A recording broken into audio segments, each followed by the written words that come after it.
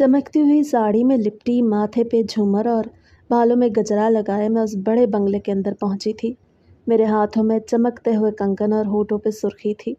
खुद को आईने में देख के जी चाहता था कि थोड़ी देर और देखती रहूं।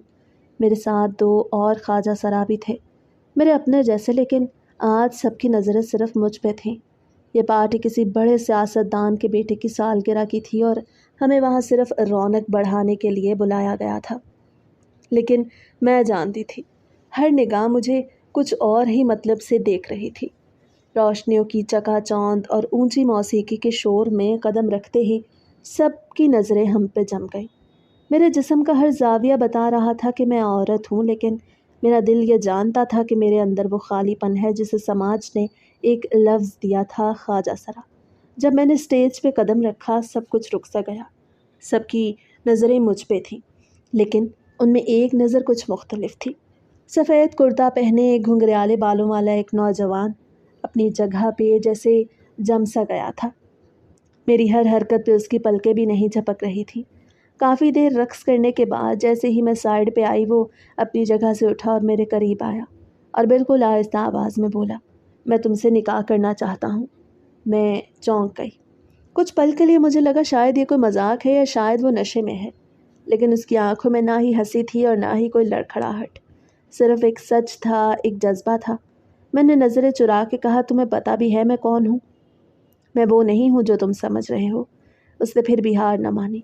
तुम जैसी भी हो वैसी ही मुझे कबूल हो।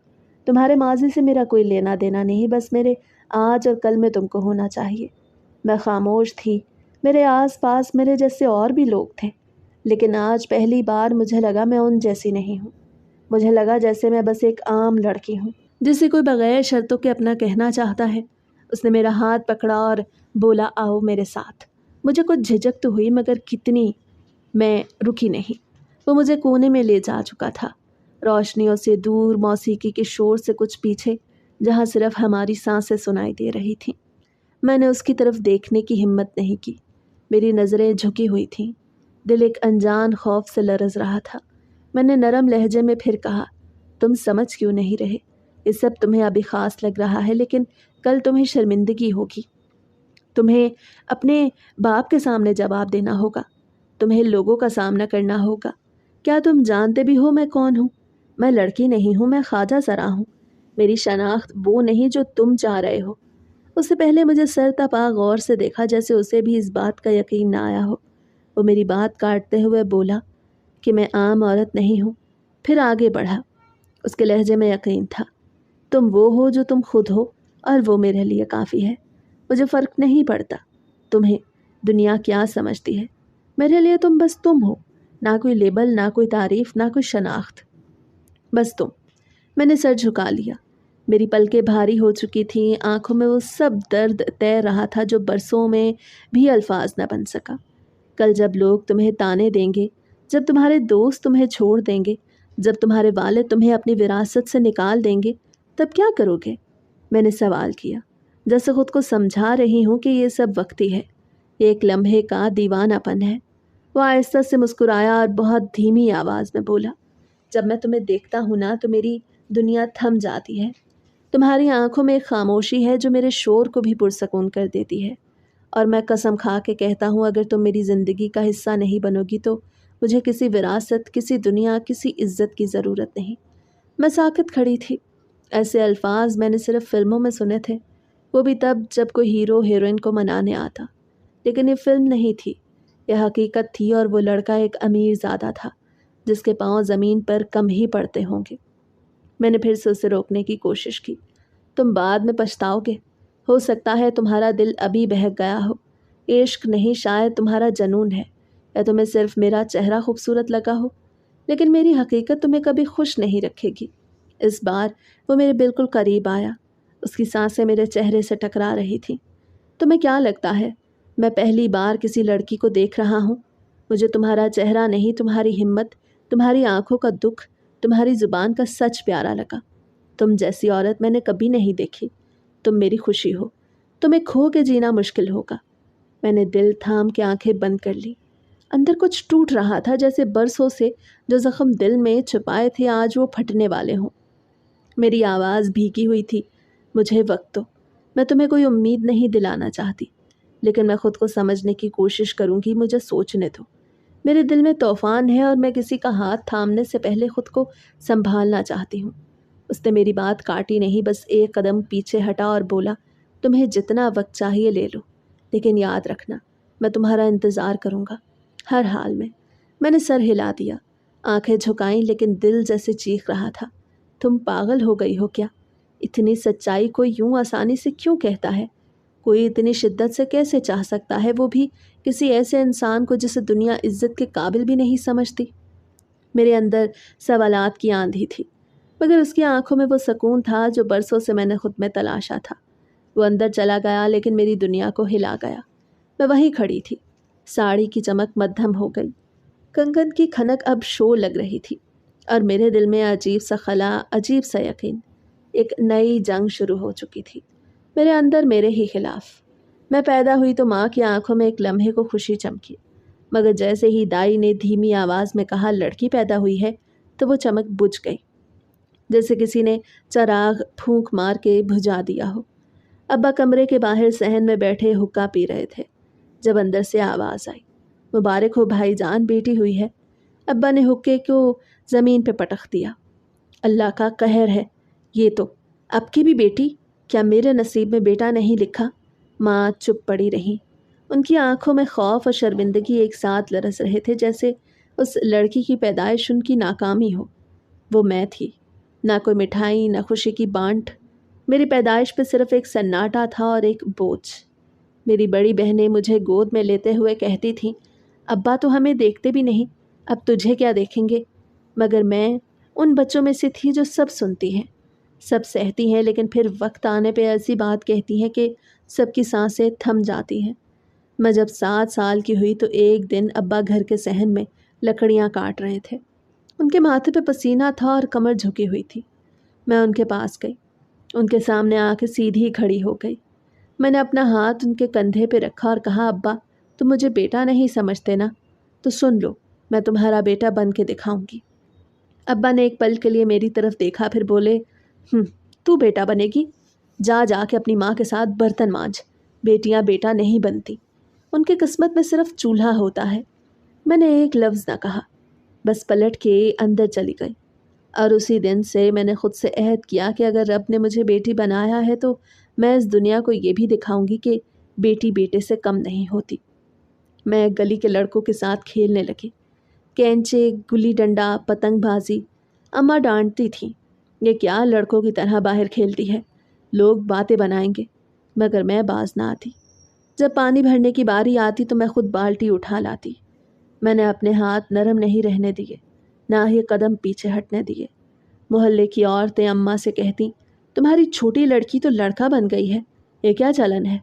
اماں خفت سے کہتی، باپ کو خوش رکھنے کے لیے یہ سب کرتی ہے، بیچاری کو کیا پتا یہ زمانہ لڑکیوں کا نہیں ہوتا، مگر مجھے سب پتا تھا۔ ابا کبھی کبھار میری طرف نظریں ڈال لیتے تھے، خاص کر جب میں دوسرے بچوں کو ہٹا کے سب سے پہلے پانی بھرتی تو وہ آنکھ بچا کے ایک نظر ضرور دیکھتے، مگر کبھی کچھ کہتے نہیں تھے۔ میں 10 سال کی ہوئی تو میں نے محسوس کرنا شروع کیا کہ میرے جسم میں کوئی خاص تبدیلی نہیں آ رہی۔ میری بڑی بہنیں جب 12 کی ہوئی تو ان کی کمر نکھرنے لگی، ان کی آواز میں نزاکت آنے لگی، چھاتیوں میں ابھار آ گیا، مگر میرے ساتھ کچھ نہ ہوا، میری چھاتی بالکل سیدھی تھی۔ اماں نے ایک دن دبی آواز میں کہا، پتہ نہیں کیا مسئلہ ہے اس کے ساتھ، اس کی عمر کی لڑکیوں کو تو ماہواری بھی آنے لگتی ہے، اس کا تو کوئی نام و نشان ہی نہیں۔ میں نے سن لیا چھپ کے۔ میں چپ چاپ اپنے بدن کو آئینے میں دیکھتی، اپنی قمیض اٹھا کے خود کو تکتے ہوئے گھنٹوں سوچتی، کیا واقعی میرے ساتھ کچھ الگ ہے؟ ایک دن میں نے ماں سے سوال کیا، اماں سب لڑکیوں کی طرح میرا جسم کیوں نہیں ہوا ابھی تک؟ ماں نے مجھے ایسے دیکھا جیسے میں نے کوئی حرام بات کہہ دی ہو۔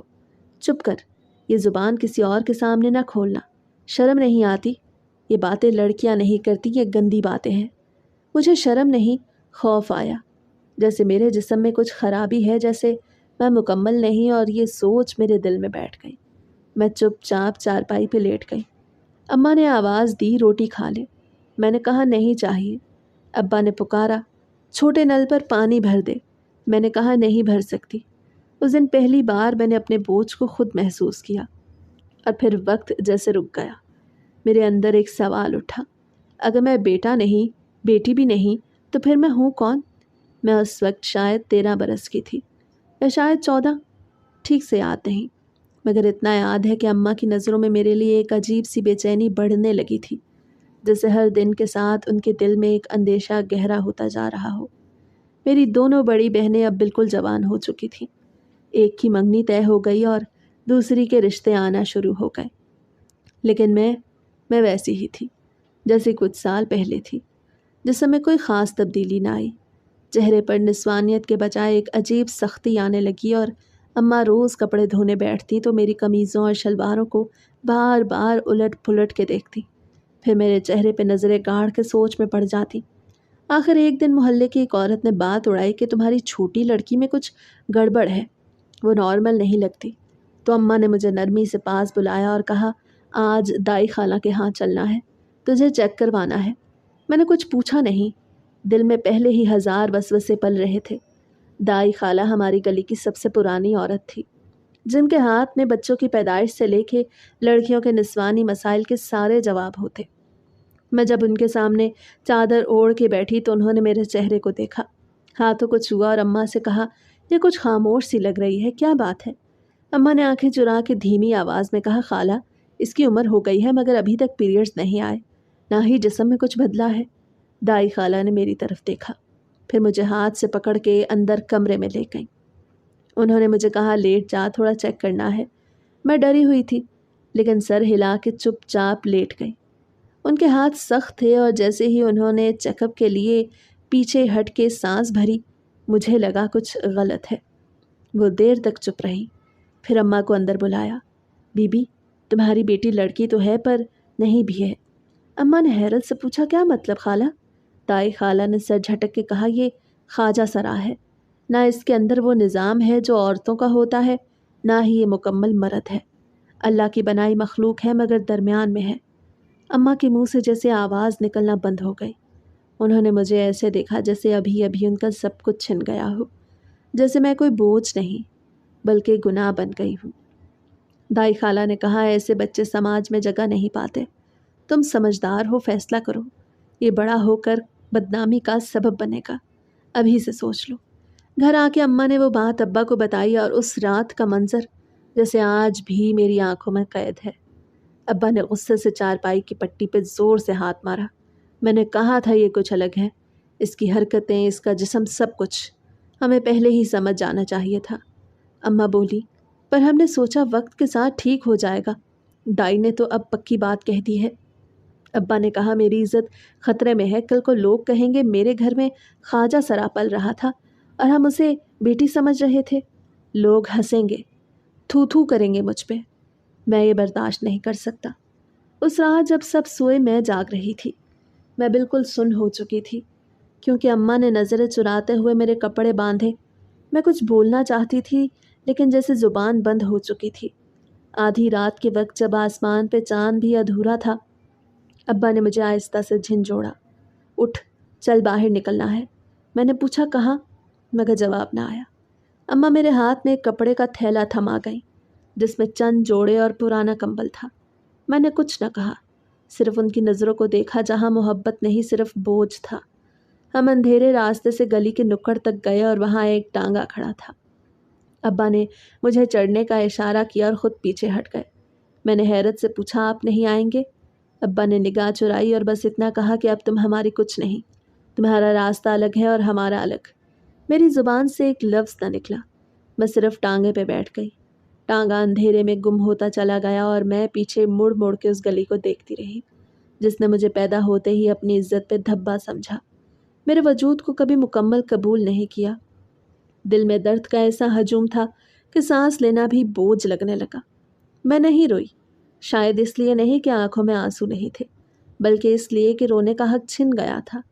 جب کوئی ٹھکرا دے تو آنکھیں نہیں، روح روتی ہے، اور میری روح تب سے اب تک روتی رہی تھی۔ ٹانگا محلے سے دور ایک خستہ حال دروازے پہ رکا جہاں چند سائے دیوار کے ساتھ ٹیک لگائے کھڑے تھے۔ ان کی آنکھوں میں وہی جانا پہچانا سا درد تھا جو میرے دل میں ابل رہا تھا۔ وہ خواجہ سرا تھے۔ انہوں نے مجھے دیکھا، ایک نے آگے بڑھ کے میرا ہاتھ تھاما اور بس اتنا کہا، ہم سمجھتے ہیں آج اب تو اپنے جیسے لوگوں میں ہے۔ میں نے پیچھے مڑ کے آخری بار دیکھا، شاید اماں کہیں سے نکل آئیں، شاید ابا آواز دے دیں، لیکن وہاں صرف خاموشی تھی، گہری کاٹتی ہوئی بے رحم خاموشی۔ میں اندر چلی گئی۔ فضا میں تیل کی بتی کی بو اور کہیں دور سے کسی پرانی فلم کا گانا سنائی دے رہا تھا۔ وہ سب لوگ میرے گرد جمع ہو گئے اور سب نے کہا، یہی ہمارا نصیب ہے، اب تو بھی یہی سیکھ، ناچ گا اور جتنا ہو سکے جیتے جی مرنا سیکھ لے۔ میں نے ان کی باتیں سنی، سر ہلایا، لیکن اندر جیسے سب سناٹا ہو گیا تھا۔ میں انسان سے سایہ بن چکی تھی، نہ کوئی نام نہ پہچان، صرف ایک شناخت، خواجہ سرا۔ اور یہ وہ لمحہ تھا جب سب کچھ بدل گیا، ہمیشہ کے لیے۔ ایک عجیب سا خوف، ایک عجیب سی مانوس اجنبیت مجھے اپنی لپیٹ میں لے چکی تھی، جیسے جسم یہاں پہنچ گیا تھا مگر روح دروازے پہ ہی ٹھٹکی ہوئی کھڑی تھی۔ گرو جی سے ملواؤ، اسے نئی آئی ہے، تھکی ہاری ہے، ایک عمر رسیدہ خواجہ سرا نے آواز دی اور مجھے ہاتھ سے تھام کے اندر لے گئی۔ میں ایک بڑے کمرے میں پہنچی جہاں مخملی تکیے رکھے تھے، دیواروں پر سستے آئینے لگے تھے اور بیچ میں صوفے پہ ایک دبنگ عورت سی شخصیت بیٹھی تھی، چوڑی ناک، کالی بھویں، نیلا ساٹن کا جوڑا پہنے، سر پہ آنچل اور ہاتھوں میں موٹے موٹے سونے کے کنگن۔ یہی ہے وہ جسے گھر والوں نے رات کے اندھیرے میں باہر پھینکا؟ گرو جی نے نظر بھر کے مجھے دیکھا اور پھر طنزیہ مسکراہٹ کے ساتھ بولی، واہ رے زمانے، جو پھول کھلنے والا ہوتا ہے اسے پہلے ہی مسل دیتے ہیں۔ میں کچھ بول نہ سکی، زبان جیسے اندر کہیں چھپ گئی تھی۔ گرو نے اشارہ کیا، نام کیا ہے تمہارا؟ میں نے آہستہ سے کہا، ماہین۔ گرو نے ہنستے ہوئے کہا، ماہین تو بہت عام سا نام ہے، تو اب ہمارے ہاں آئی ہے، تیرا نیا جنم ہوا ہے، آج سے تیرا نام ہوگا نازو۔ میں نے چونک کے ان کی طرف دیکھا، وہ گویا ہوئی، نازو، کیونکہ تیرے انداز میں ناز ہے، تیرے چہرے پہ جو درد چھپا ہے وہی تجھے سب سے الگ بنائے گا۔ میرے اندر جیسے کچھ ٹوٹنے کی آواز آئی، ایک اور شناخت، ایک اور نام، ایک اور کردار۔ جو میں تھی وہ دھیرے دھیرے مٹ رہا تھا۔ گرو نے مجھے پاس بلا کے اپنے بازوؤں میں لے لیا۔ یہ دنیا ظالم ہے بچی، پر ہم ظالم نہیں، ہم تیرے جیسے ہیں جو ادھورے ہیں مگر اندر سے مکمل جینے کی کوشش کرتے ہیں۔ پھر میرے دن نئے ہو گئے، مجھے کپڑے پہننے، زیور سجانے اور بول چال میں نرمی سیکھنے کے طریقے سکھائے گئے۔ ہونٹ ایسے ہلانے ہیں جیسے ہوا میں کلیاں جھومتی ہوں، قدم ایسے رکھنے ہیں جیسے زمین پہ تمہارا راج ہو۔ ایک سینئر خواجہ سرا مجھے سبق دیتے ہوئے بولی۔ میں خاموشی سے سب کچھ سیکھتی جا رہی تھی مگر دل کے اندر ایک خالی کنواں تھا جس میں کوئی آواز گرتی ہی نہیں تھی۔ پہلی بار جب میرے ہاتھوں میں چوڑیاں پہنائی گئیں اور میری آنکھوں میں سرما لگایا گیا تو آئینے میں خود کو دیکھ کے میں ساکت رہ گئی۔ گرو کے گھر آئے مجھے 2 سال ہو چکے تھے اور اب میں نازو نہیں بلکہ اس محفل کی وہ چمکتی روشنی بن چکی تھی جسے دیکھ کے لوگ نوٹ لٹاتے، تالیاں بجاتے اور نیتیں خراب کرتے، لیکن ان میں کوئی ایسا نہیں تھا جس کی نظر میں انسان تھی۔ ہر ایک کے لیے میں صرف ایک تماشا، ایک جسم، ایک ادا تھی۔ مگر جب میں شام کے وقت محفل سے واپس آتی، زیورات اتار کے کونے میں رکھتی، نکلی پلکیں صاف کرتی اور اپنا دوپٹہ گلے سے لپیٹ کے بیٹھتی، تب میرے اندر کی ماہین جاگتی، جو نہ نازو تھی نہ تماشا۔ وہ ماہین جو کبھی اپنے باپ کی بیٹی بھی نہ بن سکی، نہ بیٹا۔ وہ ماہین جس کا دل آج بھی اپنی ماں کے نرم ہاتھوں، بہنوں کے ہنستے چہروں اور اس ٹوٹے پھوٹے گھر کو یاد کرتا تھا جہاں کسی کو میرا ہونا پسند نہیں تھا، مگر پھر بھی وہ میری جڑیں تھیں۔ میں ہر مہینے چپکے سے گرو کے دیہان سے بچ کے پیسے نکالتی، اپنی کمائی سے کچھ اپنی مرضی سے، اور انہیں ایک لفافے میں لپیٹ کے رکھ دیتی جس پہ صرف ایک پتہ لکھا ہوتا، محلہ صابری، نلکے والی گلی، 3 گھر دائیں جانب۔ میں نے وہ پتہ کبھی نہیں بھولا، شاید اس لیے کہ ماں کو خط پہنچے۔ میرا دل مانتا تھا وہ کبھی نہ کبھی شاید میرے بھیجے پیسوں کو ہاتھ لگاتے ہوئے تھوڑا سا روئیں گی، شاید بہنیں جب نئے جوڑے پہنیں گی تو ایک بار مجھے یاد کریں گی، شاید اماں چھپ کے میری بھیجی ہوئی چادر کو اوڑھ کے نوافل ادا کریں گی، اور شاید ابا جو ہمیشہ نظر چرایا کرتے تھے کسی کونے میں بیٹھ کے میرے بھیجے 1000 کے نوٹ کو بغیر پلک جھپکائے جیب میں رکھ لیں گے۔ یہ سب شاید میرے وجود کو تھوڑا تھوڑا مکمل کرتے تھے۔ گرو کو جب شک ہوتا تو میں کہہ دیتی، گرو جی وہ ایک بڑا آدمی ہے جو مجھ پہ عاشق ہے، منتیں کرتا ہے، پیسے دیتا ہے، میں اسے دھتکار دیتی ہوں لیکن پیسے لے لیتی ہوں، آخر کمائی تو کمائی ہے نا، गुरु हंस देती और कहती, शाबाश नाज़ो, तू सच में बाजीगर निकली। मैं सर झुका के दिल में कहती, नहीं गुरु, मैं बाजीगर नहीं, मैं तो बस बेटी हूँ। एक ऐसी बेटी जो हर रात अपनी माँ के लिए आंखें नम करती है मगर कभी खत नहीं लिखती। उन दिनों दिल कुछ ज़्यादा ही बोझल रहने लगा। हर रक्स, हर गाने, हर वाह वाह के बाद दिल में एक थकन जागती, जैसे मैं अंदर से बुझने लगी हूँ। महफिल में लोग मुझे चाहते थे, पसंद करते थे, मेरी झलक के भी दीवाने थे, मगर मुझे खुद से घिन आती थी, जैसे मैं अपने ही अक्स से नज़रें चुरा रही हूँ। फिर एक रात, वो रात जिसका जिक्र शायद मैं मरते दम तक न भूल पाऊँ, जब सब कुछ मामूल के मुताबिक था। मेरी पेशी थी, मैंने रेशमी पीले रंग की साड़ी पहनी थी, चूड़ियाँ खनक रही थीं, आंखों में काजल कुछ ज़्यादा ही गहरा हो गया था। मैं स्टेज पे चढ़ी तो रोशनियों में एक चेहरा नजर आया, बैठा हुआ, खामोश, सबसे अलग, जैसे वो तमाशाई नहीं कोई और ही था। उसकी नज़र मुझ पे जमी हुई थी, मगर उस नज़र में कोई हवस, कोई लालच, कोई जजमेंट नहीं थी, बस खामोशी, बेहद गहरी खामोशी थी जिसने मुझे डगमगा दिया। मैंने कोशिश की कि नज़रअंदाज करूं, लेकिन उसकी आंखें जैसे मेरे अंदर उतर रही थीं। मैंने पूरा रक्स कर लिया, तालियों की गूंज सुन ली, नोटों की बारिश देख ली, लेकिन उस एक आदमी की खामोश नज़रें मेरे दिल की दीवारों पर लिखी हर दर्द की तहरीर पढ़ चुकी थी। महफिल की रोशनी के बावजूद उसके चेहरे पर एक ठहरी हुई जिद थी। उसने पुरसकून अंदाज में देखा, फिर बड़े सुकून से कहा, नाज़ो, मैं तुमसे शादी इसलिए करना चाहता हूँ क्योंकि तुम मेरी रूह में बस चुकी हो और मैं सिर्फ तुम्हारा होना चाहता हूँ। अगर तुम आज मेरा हाथ थाम लो तो मैं तुम्हें 1 करोड़ रुपए दूंगा। ऐसा घर बनाऊंगा कि तुम्हारा माजी तुम भूल जाओगी, तुम उसमें जी सकोगी। वो लम्हा जैसे ठहर गया, मेरी सांस टूटी, दिल के दरवाजे ज़ोर से खटकाने लगे। सन्नाटे में महफिल की हंसी दूर से आ रही थी, जैसे कोई मजमा मेरे अंदर वीरानी सुन रहा था। मैंने सर झुका दिया। अना और खौफ दोनों के दरमियान लड़ते लफ्ज़ों ने राह नहीं पाई और मैं बोली, मुझे शर्मिंदगी होती है। मेरी शनाख्त, मेरी चोटें, मेरे रवैये, ये सब तुम्हें किसी दौलत के बदले कबूल नहीं होते। उसने एकदम करीब आके मेरे कान के करीब कहा, ये दौलत नहीं, ये मेरी चाहत का आईना है, जो तुम्हारी खुशी, तुम्हारे इत्मीनान की ज़मानत भी है।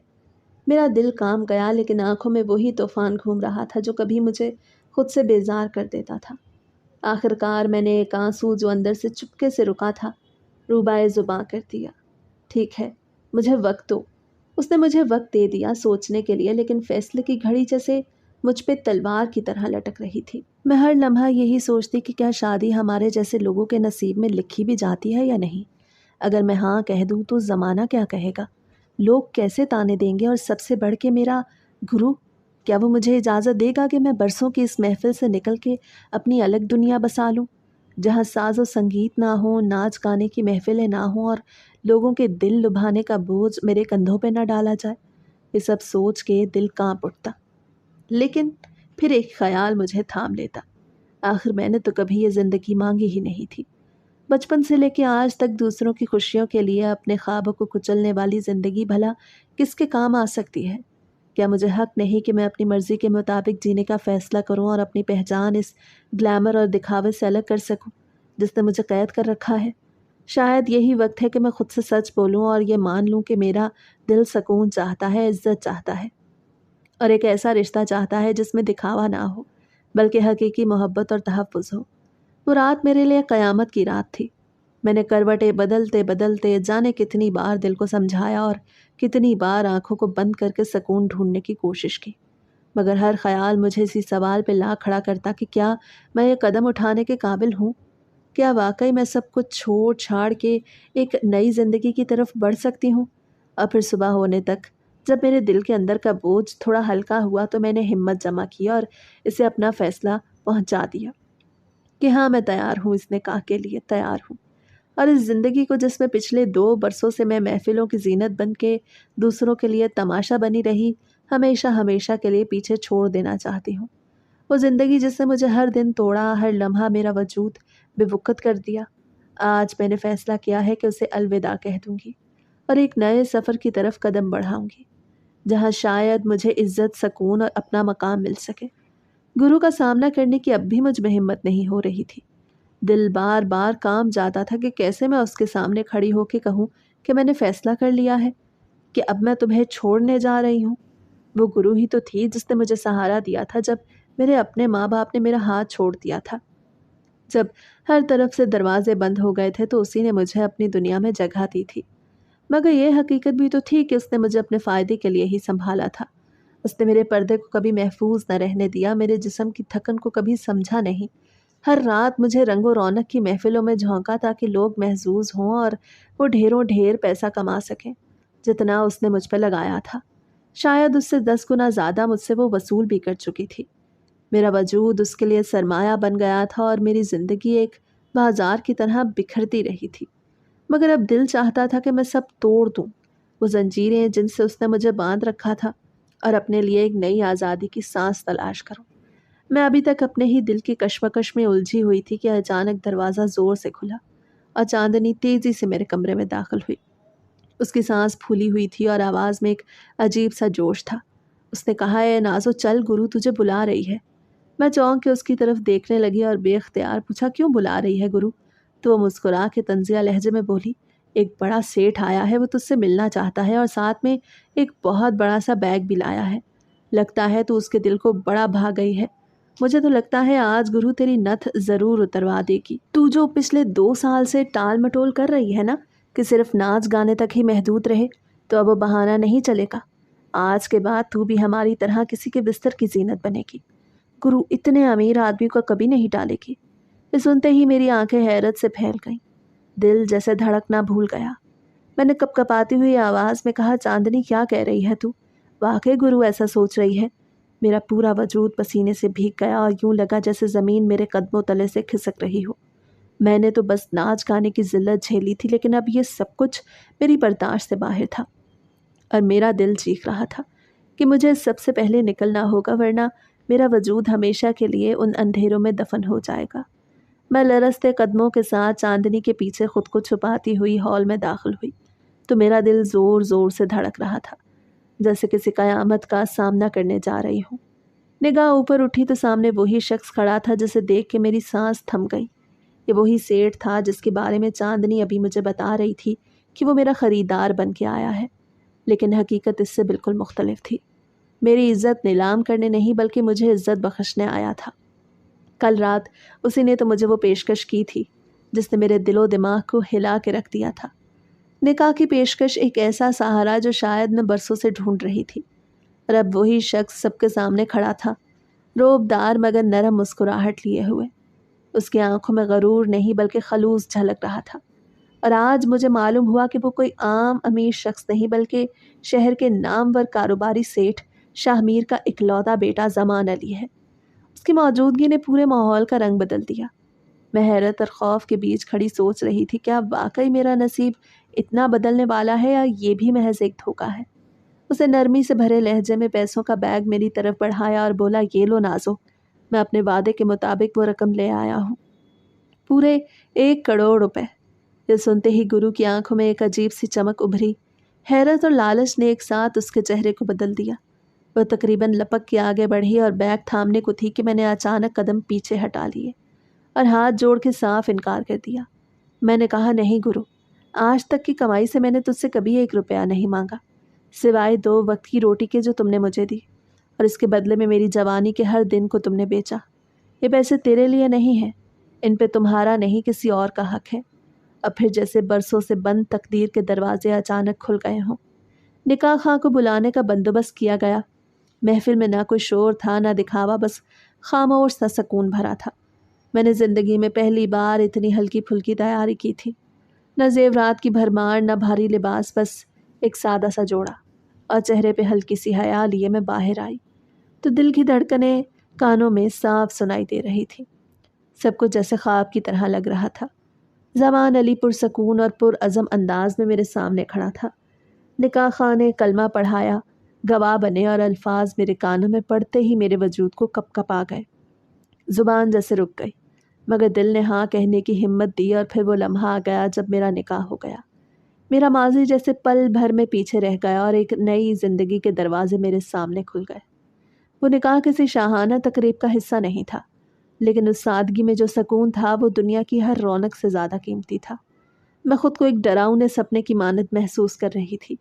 वो कमरा जिसे ज़मान अली ने मेरे लिए सजाया था, मेरे लिए सिर्फ एक सजा हुआ कमरा नहीं, بلکہ ایک مکمل احساس تھا، ایک ایسا احساس جو مجھے زندگی بھر کبھی نہیں ملا تھا۔ میں نے جب چاروں طرف دیکھا تو دل کو یقین نہیں آیا کہ سب میرا ہے، میرا اپنا گھر جس کی میں واحد مالکن تھی، جہاں میرے فیصلے میری مرضی کے بغیر کوئی قدم نہیں اٹھے گا، جہاں کوئی مجھے زبردستی کسی محفل میں نہیں دھکیلے گا، جہاں میں اپنی عزت اور وقار کے ساتھ جی سکوں گی، اور سب سے بڑھ کے وہ شخص میرے ساتھ تھا جس نے مجھے تماشا نہیں بنایا بلکہ میرا مان بڑھایا۔ میری آنکھوں میں نمی اتر آئی، مگر وہ خوشی کی نمی تھی، کیونکہ اس رات میں نے پہلی بار جانا کہ عورت کی اصل طاقت یہ ہے کہ کوئی اسے اپنا کہہ کے عزت دے، اور وہ عزت مجھے زمان علی نے بخشی۔ وہ رات اختتام پذیر ہوئی تو میرے ہاتھ میں ایک بڑا لفافہ تھا جس پہ لکھا تھا نام میرے باپ کا۔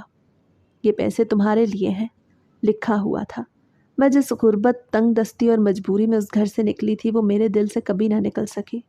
میں اپنی ماں، بہنوں اور باپ کو ایک اچھی زندگی دینا چاہتی تھی، اس لیے میں نے وہ رقم گرو کو نہیں بلکہ اپنے باپ کو بھیجی تھی۔ اور میری زندگی میں ایک ایسا شخص تھا جو مجھے بغیر کسی شرط، بغیر کسی نام، بغیر کسی شناخت کے چاہتا تھا۔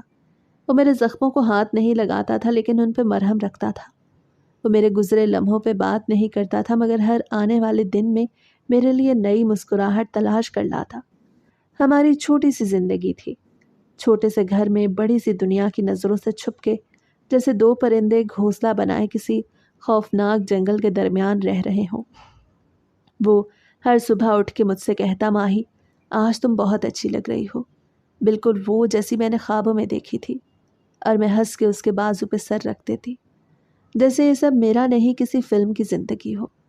ہم کھڑکی کے پاس بیٹھ کے چائے پیتے، میں اسے اپنے بچپن کی آدھی ادھوری باتیں سناتی اور وہ ہر بار کہتا، کاش میں اس وقت تمہارے ساتھ ہوتا، تمہیں کبھی دکھ نہ دیتا، کسی گرو کے حوالے نہ ہونے دیتا، تمہیں وہ بچپن دیتا جس کی تم حقدار تھی، اور میں ہر بار کہتی شاید وہی دکھ مجھے تم تک لایا۔ پھر وہ میری پیشانی پہ بوسہ دیتا اور کہتا تم میری ہو ماہی، بس یہی کافی ہے۔ لیکن شاید خوشیوں کی عمر کم ہوتی ہے، یا شاید میرے نصیب میں ٹوٹنے کے سوا کچھ نہیں۔ کچھ دنوں سے میری طبیعت عجیب سی رہنے لگی تھی، اکثر سر بھاری رہتا، رات کو سوتے میں دل گھبراتا، صبح اٹھتے ہی متلی سی ہونے لگتی۔ پہلے پہل میں نے سوچا شاید نیند پوری نہیں ہو رہی، شاید محفلوں کی تھکن اب جا کے نکل رہی ہے۔ لیکن جب وہی تھکن روز کا معمول بن گئی اور شوہر بار بار کہنے لگا ماہی تم ٹھیک نہیں لگتی، چلو ڈاکٹر کے پاس چلتے ہیں، تو میں ہنس کے بات ٹال دیتی، ارے ایسی تو میں بچپن سے ہوں، کبھی کمزوری کبھی درد، کچھ نہیں ہوتا، بس عورت ذات ہوں، تھک جاتی ہوں۔ وہ میری بات کو کبھی نظر انداز نہیں کرتا، لیکن شاید میری مسکراہٹ کے پیچھے چھپے درد کو سمجھنے لگا تھا۔ ایک دن وہ صبح جو شاید میری زندگی کی سب سے الگ صبح تھی، ہم ناشتہ کر رہے تھے، میں نے پراٹھے کا پہلا نوالا منہ میں رکھا ہی تھا کہ اچانک میری سانس اٹکنے لگی، سینے میں جیسے کچھ گھوم گیا اور آنکھوں کے سامنے سب کچھ دھندلا ہونے لگا۔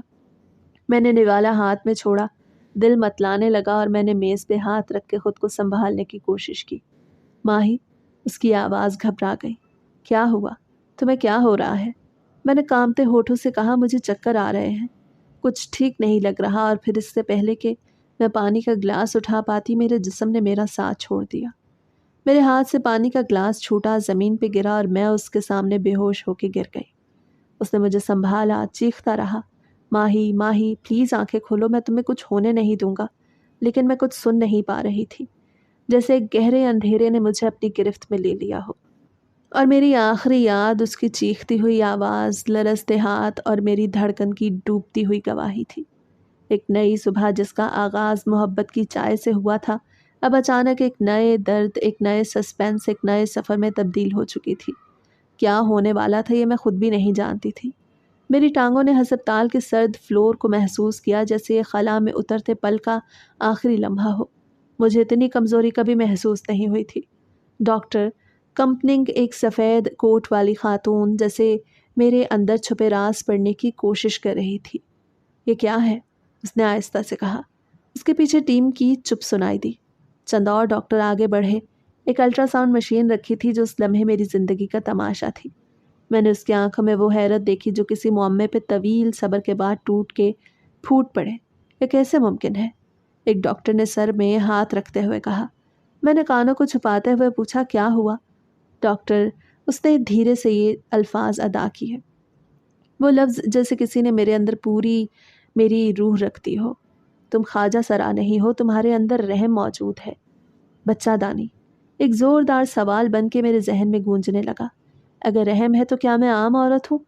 میرے اندر کے سارے جھوٹ اور حقیقت ایک ہی لمحے میں گم گئے۔ اس کے بعد ڈاکٹرز کی ٹیم نے جو تفصیلی رپورٹ ترتیب دی وہ میری زندگی کا نیا نقشہ بن گئی، ایک کاغذ جس سے میری حقیقت کا ہر ورق ٹپک رہا تھا۔ جب میں ڈاکٹرز کی رپورٹ پڑھ رہی تھی، میری آنکھوں کے سامنے وہ لوگ، تماشاؤں کی وہ محفل اور میری وہ چمک سب ایک دھندلے عکس کی طرح گھل رہے تھے۔ رپورٹ میں صاف لکھا تھا پیریڈز نہ آنے کی وجہ کوئی بڑی چیز نہیں، صرف ایک جھلی کی بندش تھی۔ جسم میں رحم موجود ہے اور تانی نظام بھی ہے، بس ایک چھوٹی سی رکاوٹ تھی جو شادی کے بعد کچھ حد تک ہٹ گئی ہے اور کچھ آپریشن کے ذریعے ٹھیک ہو سکتی ہے۔ جب یہ بات زمان کو پتہ چلی تو اس کی خوشی کی کوئی انتہا نہیں تھی۔ ہم جہاں بھی جانا ہے جائیں گے، بس تم ٹھیک ہو جاؤ، اسی میں میری خوشی ہے۔ آپریشن کا ذکر جیسے امید کی کرن بن گیا۔ ایک چھوٹا سا آپریشن جس کے بعد ڈاکٹر نے کہا کہ تم عام عورتوں جیسی حالت میں آ جاؤ گی، پیریڈز بھی آئیں گے، تمہارے اندر کا خلا بھی دور ہو جائے گا۔ اب پھر آپریشن کامیاب ہوا اور میری جسمانی حقیقت بدل کے وہ حالت بن گئی جو میں نے ہمیشہ خود کو محسوس کیا تھا۔ اب میں عام عورتوں جیسی جسمانی حالت میں تھی، وہ جو ماضی میں میری سب سے بڑی خواہش تھی۔ میں جب بھی آئینے میں خود کو دیکھتی تو وہی سوال دھیرے سے لبوں پہ آتا جو برسوں میرے اندر بے آواز چیختا رہا۔ کیا میں مکمل ہوں؟ کیا میں وہ عورت ہوں جو ایک دن زندگی کو اپنے اندر پال سکے گی؟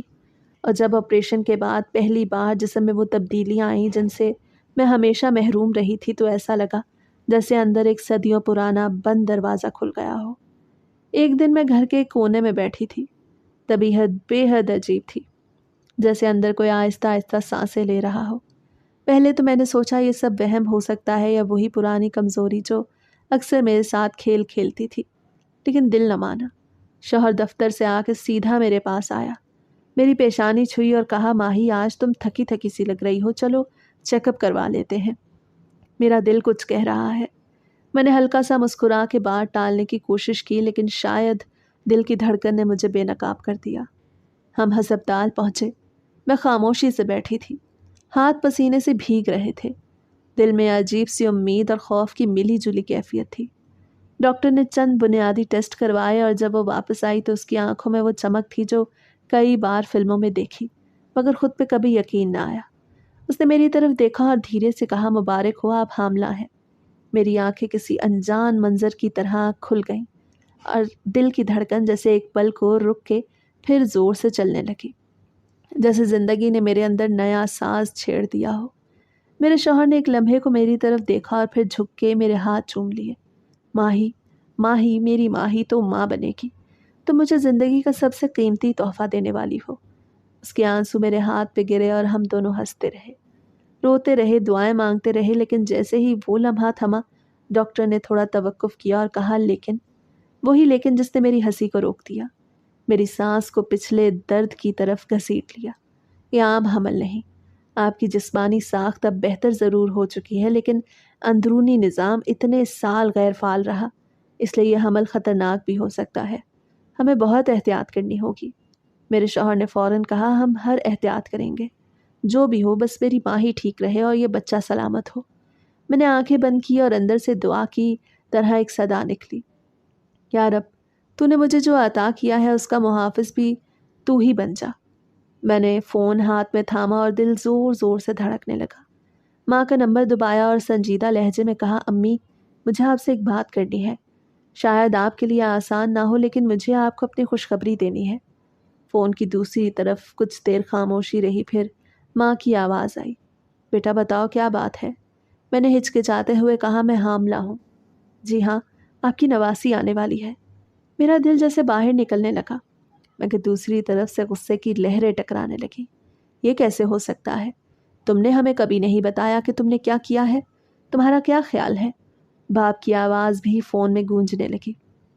ہمیں شرمندگی ہوئی ہے، تم نے خاندان کا نام داغدار کیا۔ میرا دل ٹوٹنے لگا مگر میں نے اپنی آواز مضبوط رکھی۔ امی ابو، میں آپ کی بیٹی ہوں، میں نے کبھی آپ کو نیچا نہیں دکھایا، یہ بچے کا تحفہ ہے، ہماری خوشی بنے گا، یہ اس بات کا ثبوت ہے کہ آپ کی بیٹی ایک مکمل عورت ہے۔ لیکن ان کی ناراضگی کا طوفان خاموش نہیں ہوا۔ اور میں بے بس سی رہ گئی۔ چند دنوں بعد جب میری حالت بگڑنے لگی وہ خود میرے دروازے پہ آئے۔ ماں کے آنسو، باپ کی شرمندگی، بہنوں کی شرم ساری اور میرے دل کی دھڑکنوں میں ایک نئی روشنی آئی۔ ماں نے مجھے گلے لگاتے ہوئے کہا، ہم نے غلطی کی بیٹا، ہمیں معاف کر دو۔ تم ہمارے دل کی وہ روشنی ہو جو ہم نے کبھی پہچانی نہیں۔ آنسو بہتے رہے اور وہ لمحہ میری زندگی کی سب سے بڑی فتح بنا۔ 9 ماہ کا سفر میرے لیے ایک ایسا سمندر تھا جہاں خوشی اور خوف کی لہریں ایک ساتھ آتی رہیں۔ ہر صبح جب میں آنکھ کھولتی دل میں ایک عجیب سی گرمی محسوس ہوتی، جیسے اندر کوئی نیا جذبہ جاگ رہا ہو۔ روزانہ میں اپنی ڈائری کھولتی اور اپنی ہر چھوٹی بڑی کیفیت کو الفاظ میں قید کرتی۔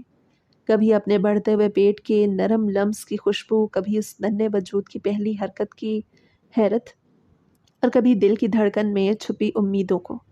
دن گزرتے گئے تو یہ احساس مزید گہرا ہوتا گیا کہ میں اب صرف اپنی نہیں بلکہ 2 جانوں کی حفاظت کر رہی ہوں۔ شوہر کا خیال، اس کی محبت اور اس کے چہرے پہ وہ چمک جو ہر دن میرے لیے ایک نئی دعا لے کے آتی، میرے حوصلے کو بڑھاتے۔ لیکن جیسے جیسے آخری مہینہ قریب آیا، ڈاکٹرز نے بتایا کہ پیچیدگیاں ہو سکتی ہیں، اور اس سے پہلے کبھی نہ جانے والی ایک دباؤ کی کیفیت نے مجھے گھیر لیا۔ میرے دل کی دھڑکن تیز ہو گئی، راتوں کی نیندیں اڑ گئیں اور ہر پل ایک سسپینس بن گیا کہ کیا یہ سفر اپنی منزل تک پہنچے گا۔ ڈائری میں لکھا، آج دل بے چین ہے لیکن میری محبت اور میں دونوں زندگی کی اس جنگ میں ساتھ ہیں۔ ہر درد میں ایک امید تھی، ہر خوف میں ایک دعا۔ اس 9 ماہ کے سفر نے مجھے سکھایا کہ ماں بننا صرف جسمانی تبدیلی نہیں بلکہ روح کی سب سے بڑی قربانی اور حوصلے کا نام ہے، اور میں اس نئے سفر کی ہر کنٹھائی کو گلے لگا کے اپنی زندگی کے سب سے حسین باب کی طرف بڑھ رہی ہوں۔ وہ دن جب میری زندگی کا سب سے بڑا امتحان شروع ہوا، ایک ایسا دن تھا جس کی گھڑیاں جیسے سانس روک کے چل رہی ہوں۔ آپریشن تھیٹر کا دروازہ بند ہوا تو اندر کا ہر لمحہ جیسے ایک صدی کی مانند تھا۔ میں نے اپنی سانسیں گنتے ہوئے خود کو سنبھالنے کی کوشش کی، مگر جسم کی ہر رگ میں خوف اور امید کی ملی جلی کیفیت موزن تھی۔ میری نظروں کے سامنے وہ سب چہرے گھوم رہے تھے جو میرے لیے زندگی کی آخری کشتی کا سہارا تھے۔ ڈاکٹر، نرسیں اور وہ سفید کوٹ جو ایک بار میرے لیے امید کے کرن بنے۔ میرا شوہر جو باہر مسجد میں بیٹھ کے مسلسل دعا کر رہا تھا، اس کی آواز میرے دل کے قریب تھی۔ مجھے محسوس ہوتا تھا جیسے اس کے ہر لفظ میں ایک طاقت ہے جو مجھے زندہ رکھے گی۔ یا اللہ، میری ماہی اور ہمارے بچے کو سلامت رکھ، انہیں اپنی رحمتوں میں باندھ دے، انہیں یہ جہان مبارک کر دے۔ اس کی آنکھوں میں آنسو تھے مگر وہ ایمان سے بھرپور تھا، اور یہی ایمان میرے اندر بھی چھپ کے پروان چڑھ رہا تھا۔ میرے ماں باپ جو کبھی میرے ساتھ سختیاں کرتے آج مجھ سے ملنے آئے تھے، ان کے چہرے پہ پچھتاوے اور آنسو تھے۔ گھنٹوں بعد جب وہ آپریشن مکمل ہوا، ڈاکٹر میرے پاس آیا تو اس کے چہرے پہ وہ مسکراہٹ تھی جو سب سے بڑی خبر لے کے آئی۔ آپ ماں بن چکی ہیں، بچہ اور ماں دونوں خیریت سے ہیں۔ جیسے میری دنیا ایک دم روشن ہو گئی۔ میرے شوہر کی خوشی کا ٹھکانہ نہ رہا۔ وہ روتے ہوئے مسجد سے باہر آیا اور میرے ماں باپ بھی آنسو بہاتے ہوئے کہہ رہے تھے، خدا کا شکر ہے کہ ہماری بیٹی سلامت ہے، ہماری ماں ہی ماں بن گئی۔ وہ لمحہ میری زندگی کا سب سے حسین اور یادگار لمحہ تھا، جہاں موت اور زندگی کے درمیان کی تمام دیواریں گر چکی تھیں اور میں نئی زندگی کی راہ پہ قدم رکھ چکی تھی۔ جب میں نے اپنے ننھے بیٹے کو پہلی بار گود میں لیا تو دل ایسے دھڑک رہا تھا جیسے ہزاروں طوفان ایک ساتھ خاموش ہو گئے ہوں۔ اس کے چھوٹے چھوٹے ہونٹوں کو چومتے ہوئے میں نے اسے اپنے سینے سے لگایا اور اپنے دل کی سبھی باتیں اس سے بانٹنے لگی۔ میں نے آہستہ سے کہا، میں خواجہ سرا نہیں، میں ایک عورت ہوں۔ یہ الفاظ میرے لیے صرف ایک حقیقت نہیں بلکہ میری پوری زندگی کی تعبیر تھے۔ وہ لمحات میرے لیے ایک نیا جنم تھے، ایک نئی پہچان جو میں نے خود اپنے ہاتھوں سے بنائی تھی۔